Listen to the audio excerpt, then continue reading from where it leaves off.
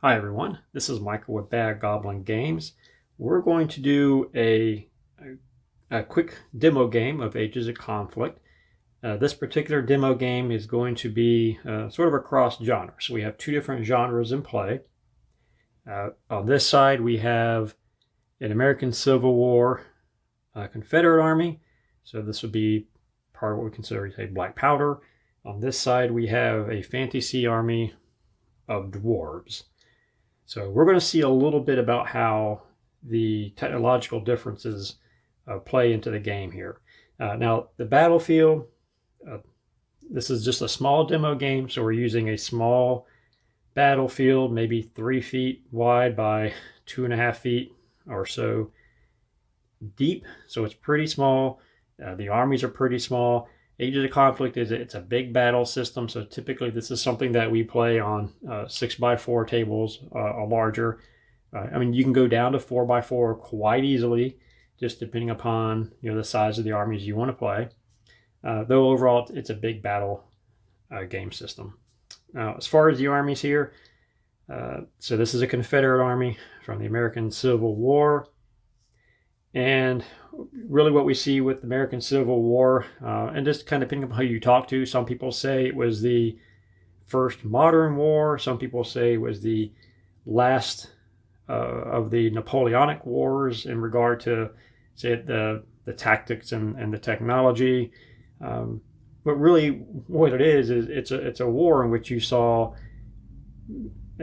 several different types of armaments in use. So early in the war, particularly say like in the Western Theater with Confederates and some with the Unions, you had a lot of muzzle-loading smoothbore muskets in use. Then muzzle-loading rifles became more in use, and as the war progressed, breech-loading rifles became more predominant, and then there were also breech-loading repeating rifles in the war. I would say they probably weren't heavily used, just because of the cost of manufacture, and also because there was a belief that, say, a repeating rifle in the hands of a common soldier would lead to a lot of wasted ammunition. But the reason people say it was like the last of the Napoleonic Wars was because a lot of the commanders for this during the American Civil War, they studied under Napoleonic tactics, which was still you lined up in dense formations. You're basically shoulder to shoulder, so you can get that volley effect with your weapons. And they would still line up, say, 100 yards from each other, because that was basically the maximum effective range of a smoothbore musket. Though the tactics hadn't really caught up to the technology and the weapons, and so you had weapons with greater range and greater accuracy.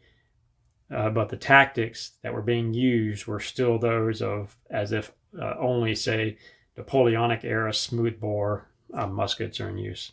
So what I kind of expect to see here, from an advantage perspective, is we're probably still going to have the Confederates with a fairly substantial advantage. If the Dwarfs make it across the field, then they'll probably gain the upper hand.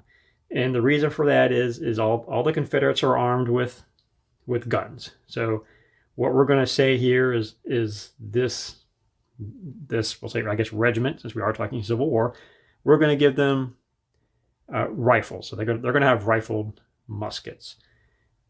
They still require second missiles, but they're going to have a greater range. We're going to have some cannons here. We're going to give these two regiments smoothbore muskets. So still greater firepower as far as being able to punch through armor, though the range is going to be much less than the rifle muskets. The Dwarfs, on the other hand, they're going to be dominated by hand-to-hand. So we're going to have hand-to-hand here. We have hand-to-hand here. We have some dwarfs on bears. They're predominantly hand-to-hand. We do have a unit here with heavy crossbows. And so while they will be in range to start off the game, it's a long range. It's just about out of range. They do have a one cannon unit. This is basically a walking fortress here. So this counts as a monster, and he counts as having independent weapons due to the cannons mounted on top here. So do have some firepower for the dwarves. So we'll get this going and see how it goes.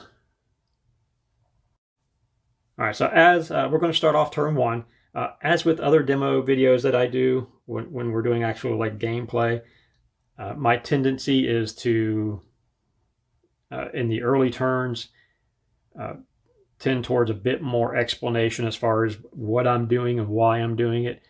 As the game progresses, my explanations will become less and less, a bit more brief each time. So we're going to start off turn one. The first thing we do, the first phase in every turn, is issue orders. And so orders get issued face down to every unit. So we just issue them face down.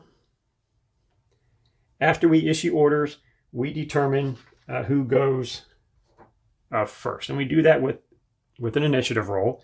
The initiative roll is based off of your general's command. Now, we're not using generals in this game in the sense that we don't have individual heroes running around counting as generals. So we're just assuming each army has a general with a command of 2d10. So the black is going to be for the Confederates, the red will be for the dwarves, and what we're looking for are successes. The more successes with your initiative rolls, the better.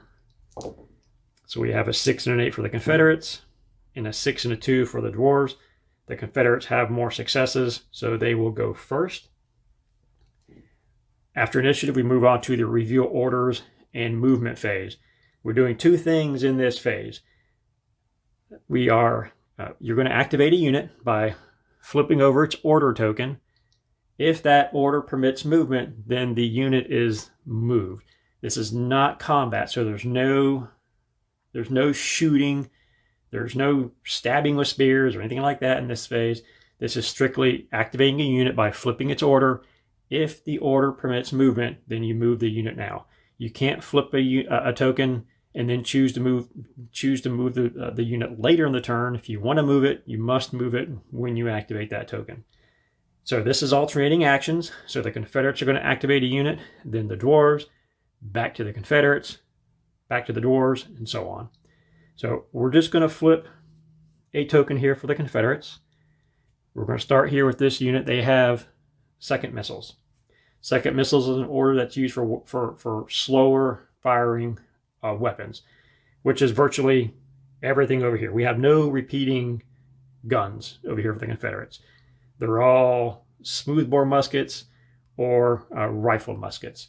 So if we want to shoot with this, if they want to shoot their rifled muskets, since that weapon requires second missiles, they must be issued second missiles orders, which also prevents the unit from moving. So we just flip the order. That's all they do at the moment. So we go back to the dwarves. We're going to flip over their bear riders. Now this unit is also marked with a skirmishing token. So they started the game in a loose skirmishing formation. Now because of that, I can move up to this charge pace. Charge pace is 3 times the unit's move. Their move is 6, so with the charge pace, they can go up to 18 centimeters. So they can go up to that full charge pace, and since they're skirmishing, they don't risk becoming disorganized.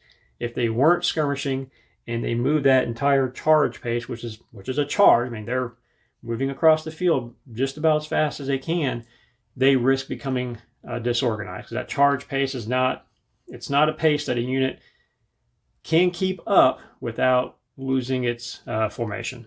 So I do want to point out that I'm playing this game without tactics in mind, really. My goal here is just to kind of get into combat to show you how things work. So these bear riders charging up into the face of this of these muskets, Probably isn't the smartest thing, but maybe you can say that the dwarves have no idea what these repeating muskets actually are. So however you want to think it out there. So they move up 18 centimeters. We go back to our Confederates. We're going to flip their cannons. They also have second missiles. We're going to go to our dwarves. This dwarf unit has march orders. I don't think you can really see the order there. They have march orders. A march order allows a unit to move up to its quick pace over smooth ground, such as this. Quick pace is twice their move. Their move is 5. That means they can go 10 centimeters. Notice I did not give them charge. If I gave them charge, they could move up to 15 centimeters, though there's a decent chance that they would lose their formation. So we don't necessarily want to do that. Back to our Confederates. We gave these Dwarfs march orders. Now, since they were given march orders, they cannot shoot this turn because their muskets require second missiles if they want to shoot. So we're going to move them up 10. And again, this may not be the smartest tactic in the world. Maybe better for them to wait for the dwarves to come to them. Back to our dwarves, we're going to give this their walking fortress here march orders. So it's going to go 12 centimeters. Back to our Confederates, we have their infantry here that also has march orders, so they will march 10.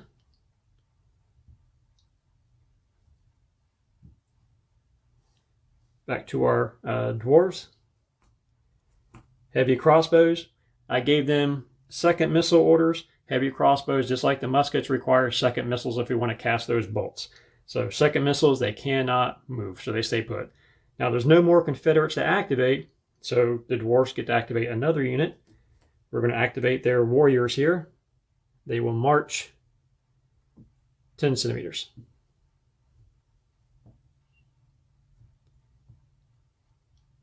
All right, that is it for the reveal orders and movement. So now we're going to go on to our combat phases.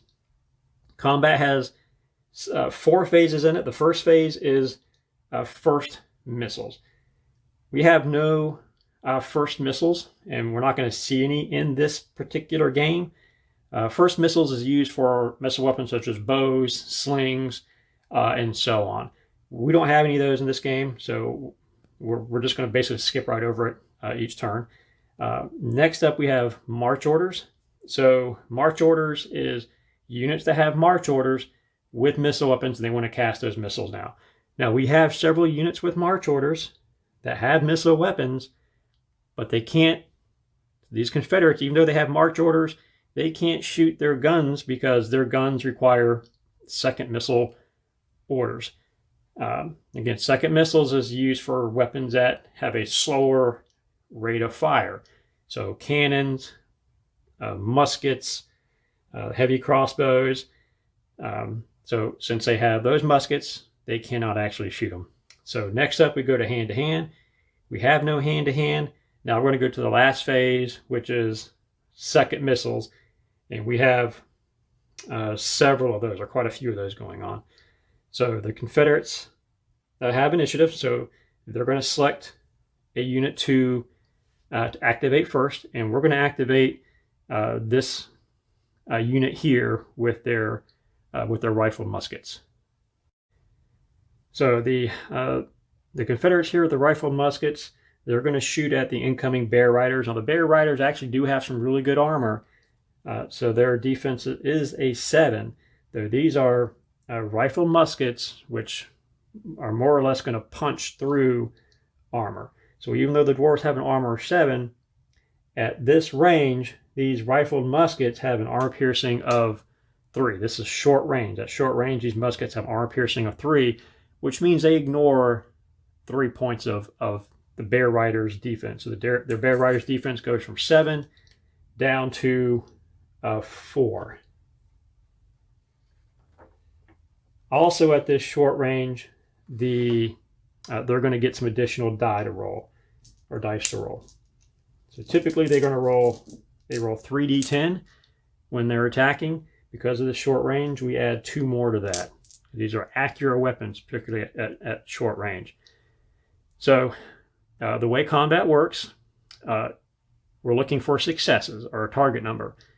The target number here in this case is a 4. That's the defense of the Bear Riders. Every roll that's a 4 or more is a success. In combat, we want more successes. The more successes we have, the better. I would use a dice tray here, but I'm kind of dealing with a limited space, and that dice tray is going to take up too much room, so we're just going to kind of roll right here in the middle, and hopefully the dice don't go everywhere. So again, looking for 4s. We have 4 rolls that are 4 or more. We have a 6, 7, 8, and a 9. So, let me back up. Combat here is on a company-by-company basis. So when I just made that roll, that's one company that's shooting. So I make individual rolls for each company. So the Bear Riders now must make a casualty check. It's kind of like a saving throw. So the casualty check target number is 5 plus the number of successes that the Confederates rolled when they attacked. We had 4 successes. So that means the casualty roll here I need is a 9. So I need one of these dice to be a 9 or more. I have a 7 and an 8. That's a failure. Now that doesn't mean it's a casualty. That doesn't mean one of them gets taken off the field. Instead, we put this little token on here that's called a break token. A break token is a representation of several factors. It's stress, fatigue, loss of morale, injuries, what have you. As units accumulate these break tokens, after they reach a certain point, the unit is either forced to fall back, or they may retreat from the battlefield altogether. All right, so that's one company that attacked. Let's do the second company. Again, we need 4s. We have 4 more successes. So again, my casualty save number is a 9, a 5, and a 5. That's another failure, so it's another break token. And now the third company attacks. Oops, that's a 2. Actually, move that over. So we have 4 successes, a 5, 8, 9, and 10. The 10, that represents basically a critical hit. So a critical, when you roll a 10 in attacking, that's an automatic break token on the unit, regardless of how well the unit does on the casualty save. So even if they pass this casualty save coming up, they get a break token because they rolled a 10. So they could, because the attackers rolled a 10. So they could actually get 2 break tokens in this instance. So we make our casualty save. And again, I needed a 9, and I have a 7 and a 5. So that is indeed another break token. Now, the number of break tokens that a unit can sustain is equal to its presence. In this case, each company of Bear Riders has a presence of 2. So since there's 3 companies, that's a total of 6. So they can sustain 6 break tokens. After they, once they breach that, so once they get to 7, then the unit may either fall back or just retreat from the field, or route from the field altogether. So they're okay right now. That was a fairly substantial amount of hits they just took here. All right, so we're going to take this token off since they activated. They're done for the turn. We're going to go on to our Dwarves. The Dwarves have some heavy crossbows here. The heavy crossbows have a range of 35, so they're well within range. So we're going to go ahead and cast at those Dwarfs there. It's long range, so the Dwarves are rolling 3d10 for their attack. Now the advantage here for the Dwarves is that the Confederates have no armor, none whatsoever. Remember, by this point, armies had really abandoned armor. I mean, just the firepower of the gun made the armor completely obsolete. So, or nearly obsolete, I guess. Wasn't worth the cost or the hassle, however, whatever you want to say. So we have 3 companies of dwarves casting their bolts at these Dwarfs. Since they have no armor, these only need to be a 2 to be a success. So the first company, 3 5s. That's a pretty low chance of seeing that, but there we go. 3 hits. So my target number here is an 8, a 2, and a 4. So that's a failure. So that's 1 break token on the Dwarfs. The second company of dwarves, a 3, a 3, and an 8. It's 3 more successes. So my target number again is an 8, a 4, and a 4. So that's another break token on the Dwarfs. And now the third company of dwarves, 4, 5, and 6. So again, my casualty check number here is an 8. So 5 plus the number of successes. 1 and a 2. So this is a little special circumstance. Every weapon has a kill number associated with it. And the kill number basically reflects the lethality of the weapon. So the more lethal the weapon, the higher the kill number. A heavy crossbow has a kill number of 1. So if a unit fails a casualty check and one of the dice is equal to or lower than that weapon's kill number, it's not a break token, it's an actual casualty. So in this case, the Dwarfs, I needed an 8 for my casualty check. I rolled a 2 and a 1. Since they failed the casualty check, and I have a 1, which is the kill number for a heavy crossbow, one of these Dwarf companies is simply removed from the game. They are gone.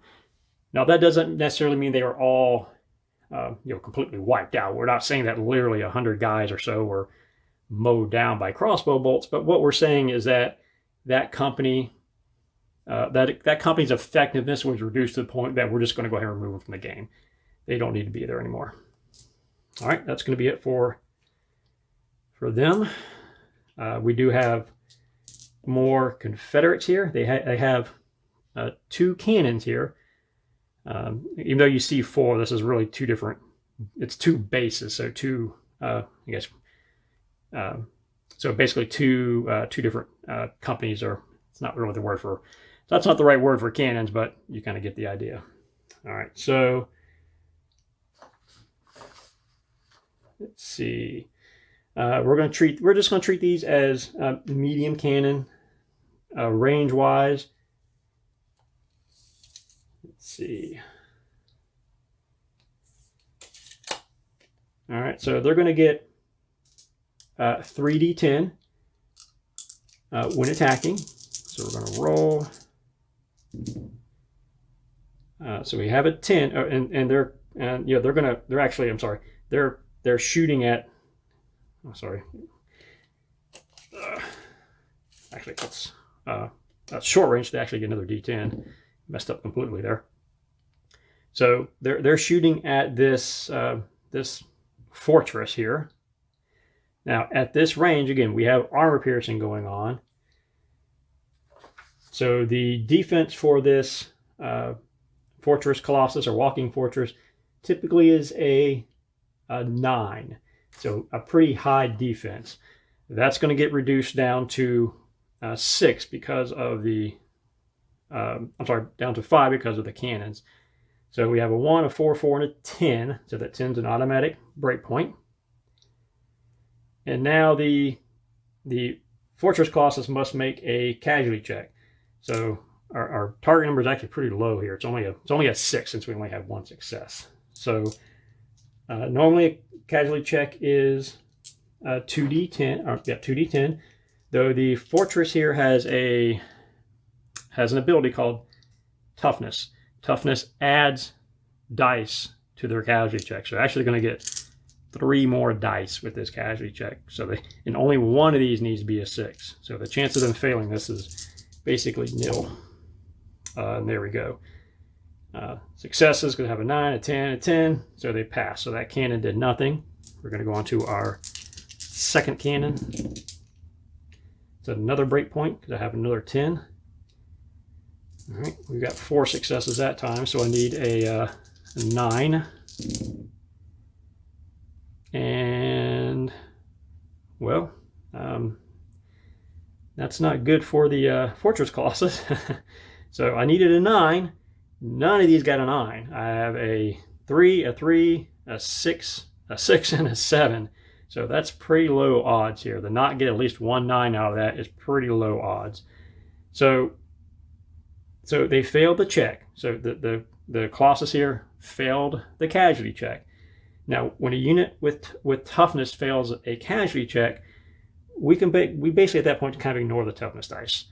You can't, nothing really bad can come of these. So earlier when we were talking about the kill numbers, if a unit with toughness fails a casualty check and one of the toughness dice equals that kill number or lower, we basically ignore that because this is supposed to be a good thing. And if you are allowing a unit to be killed because of the toughness dice, then it's not really that good of a thing. So even though this was equal to or lower than the cannon's kill number, we ignore it, right? We ignore it. However, we do have a 3 on their regular casualty check. That means the Fortress Colossus is gone. That cannon just blew it away, so it gets removed from the game. Now, this is important, okay? This is important. And let me backtrack a little bit. The Fortress Colossus had cannons here. These are cannons on the side. And those cannons have what we call independent weapon. So normally, even though those cannons require second missiles to fire, with independent weapon, they get to fire regardless of the order given to the Colossus. So if it hadn't gotten blown away just now, it actually was going to shoot its cannons next. So the smarter thing for me, since this would have been the more valuable unit for the Dwarves to activate, he should have been activated with his second missiles before I did the Dwarves. So when you're activating your units on the field, when you're activating your units on the field, think about what is your priority. In this case, the Fortress Colossus should have been my priority and not the heavy crossbows. So I should have went ahead and I should have used his second missiles before I used the heavy crossbows. Then maybe he actually would have done something this game. So anyway, he gets taken off. That was a bad decision on my part. And with him gone, that probably just sunk a lot of the chances for the Dwarfs. But we'll see. We'll see how they go. All right, so the cannons are gone. So that's going to be it for second missiles. No one else has second missiles. So we go on to our in-turn phase. Several things happen here. Any orders that are left outstanding, we go ahead and pick them up. Okay. And units that have break tokens get a chance to rally them. So we're going to do our Dwarf Bear Riders first. So this is a rally roll, right? So the way this works is you make a command check. Now the Dwarfs here, they have a special ability called Discipline. So typically units are just going to make a command check, which is 2d10. With the Dwarfs Discipline ability, they get a bonus dice. Every success here removes a break token. So we're going to roll. Again, a success is 6 or more. So we roll, and we have a 6, a 7, and a 7. So that's 3 successes. So they remove 3 break tokens. That was substantial. Let's go over to our Zouaves here. They have 2 break tokens. Now, they have 2 break tokens. Their presence right now is only a 1. That means they have more break tokens than they have presence. If they don't remove one of these break tokens now, then this unit is either going to fall back or they're just going to rout from the battle completely. So what that really means is they have to remove one of these now. So we're going to roll to remove a 2 and a 7. So they actually pass 1, so they remove 1. So that's good. So they're still right at their break point, but they're not above it. They're not above it, so that's good. All right, well, that is it for turn 1. Let's go on to turn 2. All right, we're going to pick up turn 2 here. I've already issued orders to all of our units. So we're going to go ahead and we're going to roll initiative. Confederates, an 8 and a 2. That's 1 success. Our Dwarves, a 4 and a 1. No successes, so the Confederates go first again. All right, so we activate a unit. Second missiles for our rifled musket here, so they don't move. Go to our Dwarves. And the Bear Riders are going to change formation now. So they're in a loose skirmishing formation, which really isn't the best for getting into hand combat here. So the way this works is we have several formations in the game. We have, say, skirmishing here. We have shield walls, testudos, square formations, and so on. So we have several formations in the game. They're going to try to go from a skirmishing formation to a standard line formation. So a little bit better. You don't really want to be in a skirmishing formation in hand combat. So that's a command check, which is 2d10, and you only need 1 success. Though again, the Dwarves have this discipline special ability. So with that, they get a bonus dice when they're making their command checks for changing formation. Well, that's a bad time to really do awful on a roll. I rolled a 1, a 2, and a 5. Only one of these need to be a 6. So the chance of them failing that roll was really slim. However, they did fail, which means not only did they not change their formation, they are still in a skirmishing formation, and their turn is done. They cannot move at all at this point.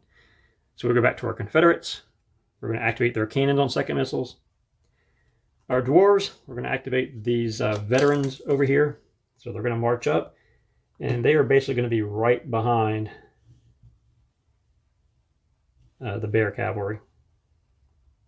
Activate our Zouaves, second missiles. They don't move. Our heavy crossbow Dwarfs, they have second missiles, so they don't move. Again, our Confederates with smoothbore muskets, they don't move. I gave them second missiles. And last up are the Dwarves here. So the Dwarves, I gave them charge orders. So they are going to charge up.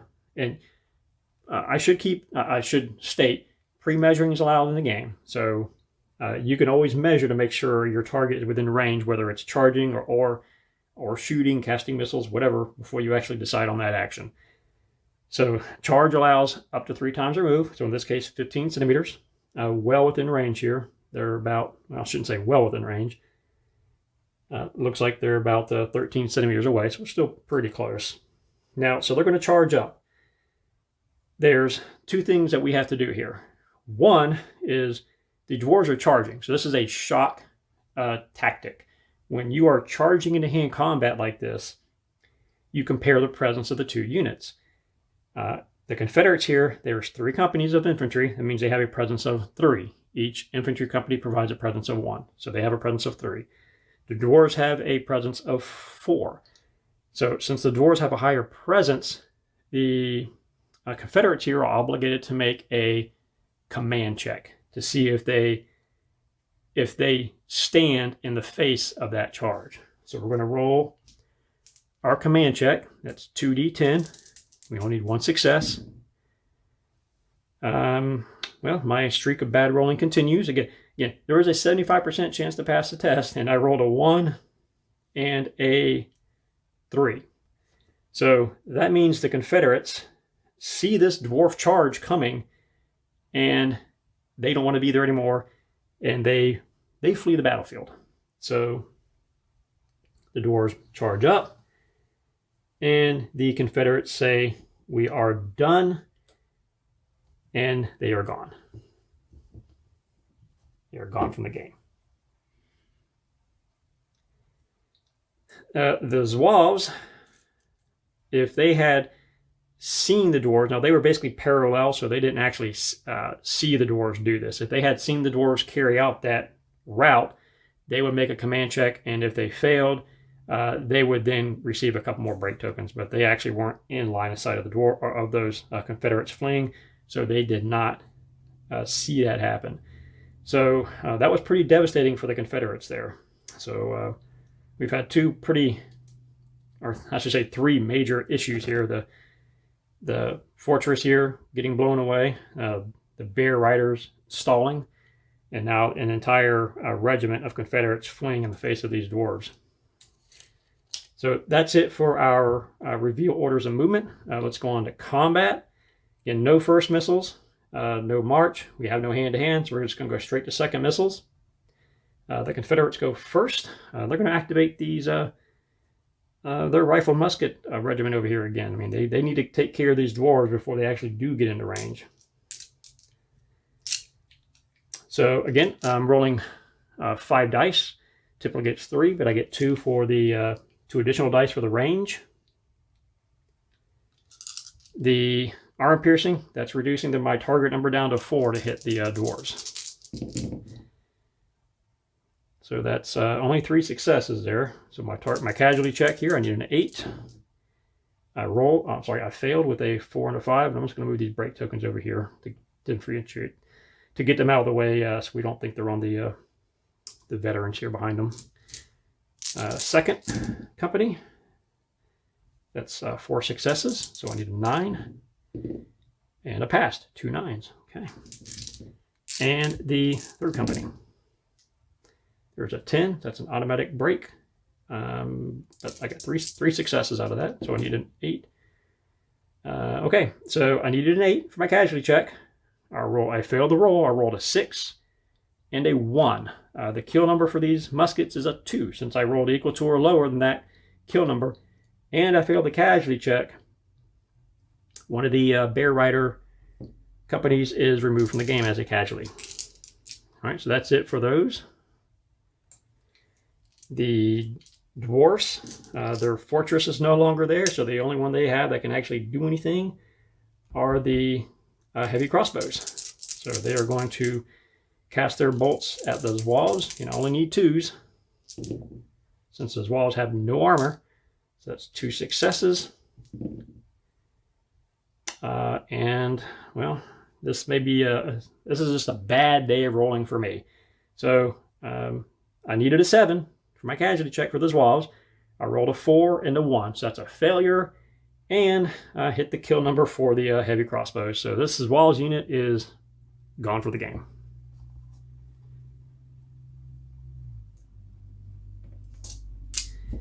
So let's see who we have left. The only unit we have left for the Confederates are the cannons here. So they're gonna take some shots. Now the advantage of a cannon really in Ages of Conflict is that you have options here. Depending upon the range, I could use canister shot if an enemy was close enough, or in this case we're just using round shot. And the benefit of round shot is that if we have multiple units lined up, let's say I had a unit here and that shoot, and these cannons shoot, there's a possibility that that ball is going to go through here and then continue going to other units behind it. We don't have that here, just because how the way the units are lined up. So it's really just going to affect a company. But what we have here, we have a couple different options.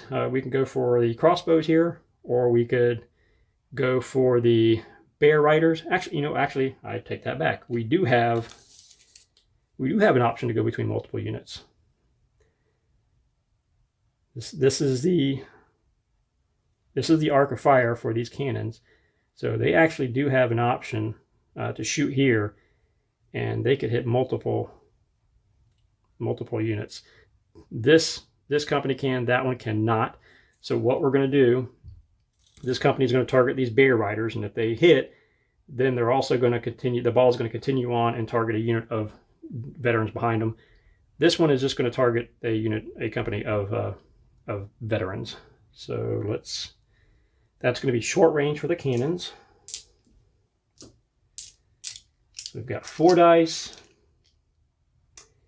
and the veterans are getting well armored, so they have a defense of 7. But that cannon is getting rid of most of that. So our target number here is going to be a 4. I'm sorry, a 3. We got 3 successes.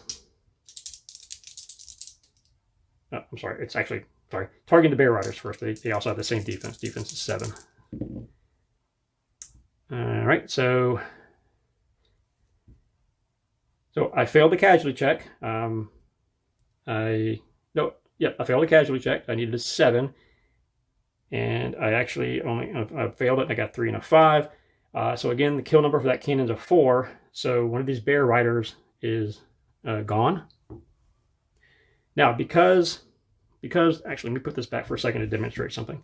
Because that shot hit, even if I hadn't damaged this Bear Rider company, so even if they hadn't received a break token or moved to the casualty, because I actually did make a successful hit here, the ball continues on. So in this case, we did cause a casualty, and the ball continues on, and it's going to target a company of veterans here. So I roll again. We have a 10. That's an automatic break token. And a casualty check. I need a 9. And we got a 9. We got a 6 and a 9. So they pass that. The second cannon battery here is going to target that company of veterans. There's another 10. So that's an automatic break token. And another casualty check. I need a 9. And 2 9s. I got it. There you go. Okay. So that's it for second missiles. And there are no more second missiles left on the board. So we're going to move into our in-turn phase. So let's do our rallies. So the Dwarfs here are veterans. They have 2 break tokens. So let's try to rally. 6 and a 7. So they remove both of theirs. The Bear Riders. So the Bear Riders, their presence is only a 2. They have 3 tokens. So they are above their break value. So we have to remove one of these. Let's see.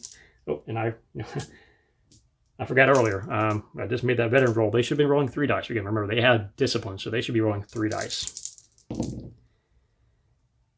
3, 7, and a 9. So they remove 2 of their tokens. So they are in better shape. That's it for round 2. Let's go on to 3. All right, we're going to begin round 3, or turn 3. I made one mistake that I want to go back and rectify here from turn 2. When the Bear Riders failed their change formation roll, they should have received this token that says disorganized. So disorganized is really just what it says. It represents a loss of cohesion within that unit. So if a unit attempts to change that formation, they fail that command check, they become disorganized. Now that doesn't prevent them from moving or doing anything this turn. It just says they are less effective in combat. So they can still do whatever they want to do. They're in regard to combat, they're just going to be less effective while doing it. So we have our orders issued. Let's go ahead and roll initiative. And I'll say this really isn't playing out quite how I envisioned. See what happens. Confederates, 6 and a 5, that's 1 success. The Dwarves, an 8 and a 2. So each of them have 1 success, but the Dwarves rolled a higher individual number for initiative. That means they go first. So Bear Riders, we're going to give them charge. Probably not the smartest thing in the world here. So they're going to charge in to the Confederates. So we have a difference of presence values. We have a presence of 2 versus a presence of 3. So the Bear Riders must actually make a command check to see if they actually move into combat with those Confederates. If they fail, then they sit there again. Now, attempting this charge is really probably not a smart decision because they are skirmishing and they are disorganized, so they're in pretty rough shape for hand combat, but, you know, they're dwarves. So, well, again, my streak of bad rolling continues, a 2 and a 3. So even though the commander says, charge, the rest of the Dwarf Riders say, the Dwarf Bear Riders say, no. And they sit right there. So this reflects a bit of command and control. Even though I, as the player, wanted to move that unit into hand combat simply because of the circumstances, the the unit itself didn't obey me. So we have a bit of command and control elements, a few, I guess I should say a few command and control elements in the game, and that's one of them. Again, we aren't godlike beings playing the game, so just because we want a unit to carry out a specific order doesn't mean that that unit will actually do so. All right, so they failed. Let's go on to our Confederates. Second missiles, they get to live again. Back to our Dwarves. March orders. Now they're a little pinned in here because I had hoped that the Bear Riders would be out of the way, but they are not. However, there is not an enemy within what we call a threat zone. A threat zone is equal to the enemy's charge pace. So these Confederates have a charge of 15, and these Dwarves are 17 centimeters away. With that being the case, we allow much more freedom of movement. If you don't have an enemy if you're not within an enemy's threat zone, then you can basically move more or less however you want, provided no part of the unit actually moves more than it is normally allowed. So I don't have to do, so I want this unit to go over here. I don't have to do any kind of crazy wheeling or forward wheeling or backward wheeling or anything like that, even though that's the realistic approach. We're taking the let's get the game moving and progressing approach. So with that in mind, since I'm not within a threat zone, this unit can simply shift over up to its quick pace because I'm on march orders 10 centimeters. If you don't like that rule, you are more than welcome to ignore it. It's simply there to keep games progressing and just, like I said, progressing and moving forward rather than getting bogged down in movement. All right, Confederates, second missiles, they do nothing. Our heavy crossbows, second missiles, they do nothing. And back to our dwarf warriors over here, they have march orders. So they are also not within threat zone. So but I don't really want to just move them over here because we have our veterans who are probably going to go up. So so with them, I actually am probably going to do a wheel just because it's probably the cleaner move here. So just take that far left one, move them, and that's our wheel. Again, I didn't have to. I did have freedom of movement there. But I think just in this instance, some sort of wheeled action was probably the easier way of carrying out their move. All right, that's it for reveal orders and movement. Let's go on to combat. The Dwarves have initiative. Again, we have no first missiles. We have no march units with missile weapons, no hand-to-hand, so we'll go on to a second missiles. We do have our heavy crossbows here. So let's see what we can see. We still have line of sight to the cannons here, and everyone is, just barely within range. So the heavy crossbows are going to cast their bolts at these cannon batteries here. So this is long range, 3. So the way it works against these against engines of war is that we're really using the engine's defense. So the defense for these cannons is a 5. So our target number here is a 5. So it's 2 successes. I need a 7 for my casualty check. I passed. There was a 9, so that's a pass. The second dwarf company, 2 successes. So again, I need a 7. Yep, there's another 7, and the last company attacks. 2 successes again. And there's another success. I rolled, I need a 7, I got a 9. So nothing happens from those heavy crossbows. All right, the Dwarfs here, the Confederates. So they have 2 units for second missiles. And we have some options here, okay? So they have several options of who they can shoot at. They can try to take out the veterans, though probably the more immediate threat might be the Bear Riders. So what I like to do is just pour on fire. I like to try to get a unit that's kind of close to breaking, which they are. I like to try to just to pour as many break tokens on them as I possibly can. So all three of these companies are going to target the Bear Riders. So we are rolling 5s. And I need a 4 more. 4s are successes. And that's a pretty lousy roll. Only got 2 successes there. So my casualty check is a 7. Well, and it worked. Okay. So again, bad rolling. 1 and a 4. So I failed the casualty check. And I rolled that kill number. So those Bear Riders are gone. Those poor, disorganized, disheartened Bear Riders. Now, I declared all these companies were shooting at the Bear Rider. So even though that was really just, I only rolled for one company, the others, their attack is done, because I said all 3 were targeting those Bear Riders. So they are done. All right, let's go on to the cannons. So they're just going to simply target the veterans here. I don't think we're going to have any kind of multiple. Well, I guess technically we really, that's pretty close. Yeah, we'll go ahead and do it. So we're going to say they're going to target these veterans, and it's also going to go through the heavy crossbows. That's pretty close, pretty iffy, but yeah, we're going to do it anyway. All right, so I need, that's actually short range, so I get another dice. That's 3 successes. Passed, but I did hit. That means the ball, even though they passed a casualty check, the ball does continue on to the heavy crossbows over here. Their armor is effectively reduced down to a 2, but we're at long range now.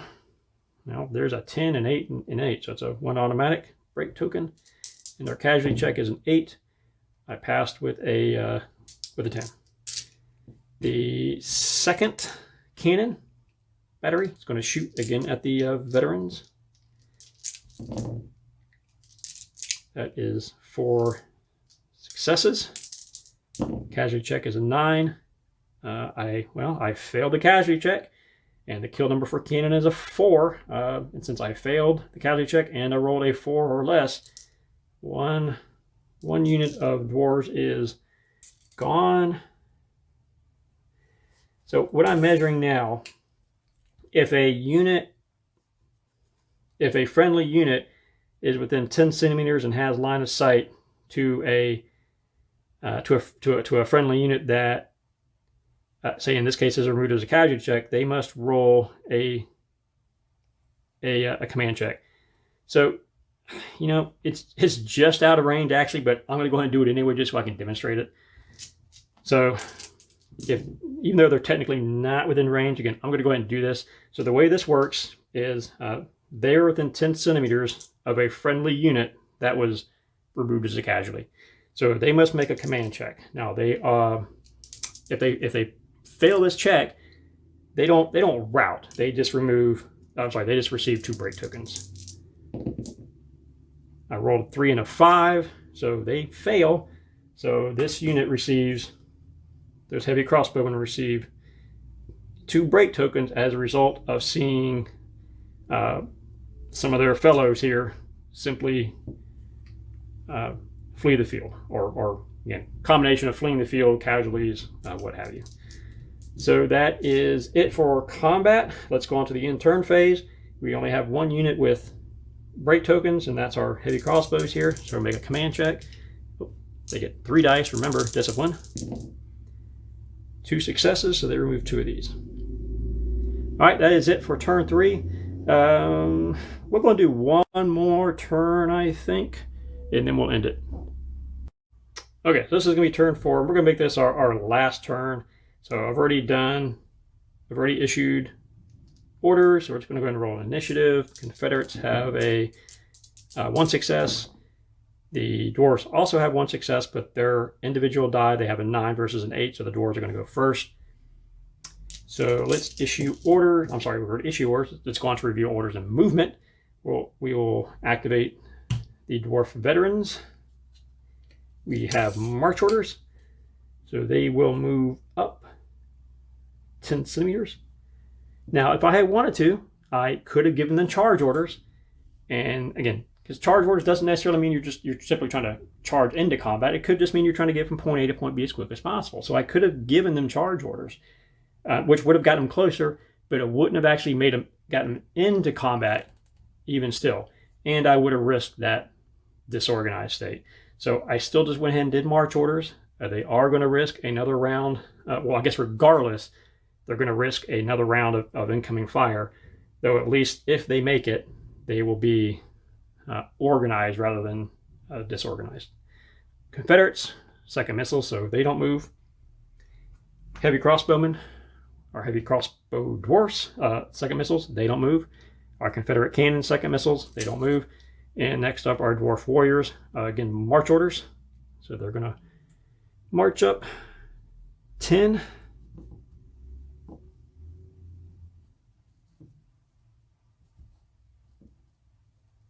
That is it for reveal orders of movement. Let's go on to combat. Again, no first missiles, no units with march orders with missile weapons, no hand-to-hand. And that means we go on to second missiles. So the dwarves activate first, our heavy crossbows. They're going to try to take out the cannons again. Yeah, why not? I need 5s. That's 3 successes. 3 and a 4, that's a failure. So that's 1 break token on the cannons. Second company of dwarves, 2 successes. Means I need a 7 and I rolled a 5 and a 6. That's another break token. And the last company, that is 2 successes. I needed a 7, I got a 7. Okay. One thing about break tokens, I'm not sure if I actually said it earlier, so I'm going to go ahead and say it now. Break tokens don't belong to an individual company. They belong to the entire unit. So when I'm putting break tokens there, it's like these break tokens here, they belong to the entire unit. This break token here for the crossbow dwarves, it belongs to the entire unit. It's not any particular company. That belongs to the entire unit. All right, take that off. They are done. Go on to our Confederates. We'll activate our rifled muskets. This is probably going to be the last turn they really have to fire at these incoming dwarves. If they don't take out the dwarves, they're probably going to get mauled pretty well in hand combat. So what I'm going to do, if they survive this, we probably will do another turn just because we can actually see some hand combat. So let's see what happens here. All right. We are shooting. So he's going to shoot there, and these two are just going to shoot there. And I need 4. So there's an automatic break token. We have a 10. And my command check here is my casualty check rather is a 10. Well, there's a 3 and a 1, so I failed, and I got that kill number, so they are gone. The next 2,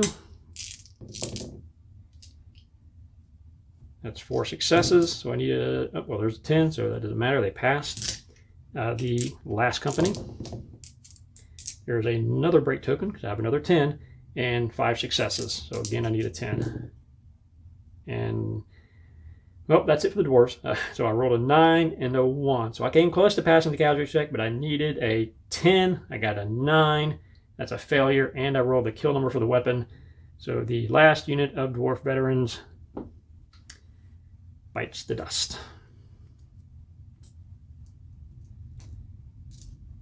All right, no more second missiles for the dwarves. We do have the cannons. And they can target here. They can, well, yeah, they're pretty close. We'll say they can. So these 2 are going to target here. That's going to be short range. All right, so my target number here is going to be that's 3 successes. There's a 10, so that's a pass. And the second battery is 3 successes. So I need an 8. Yeah, an 8, and I got a 9. So they passed that. So the cannons did nothing against the warriors there. So in turn, let's remove our tokens. Let's do rallies. So our dwarfs here. Oop, they actually get 3 dice. Remember that.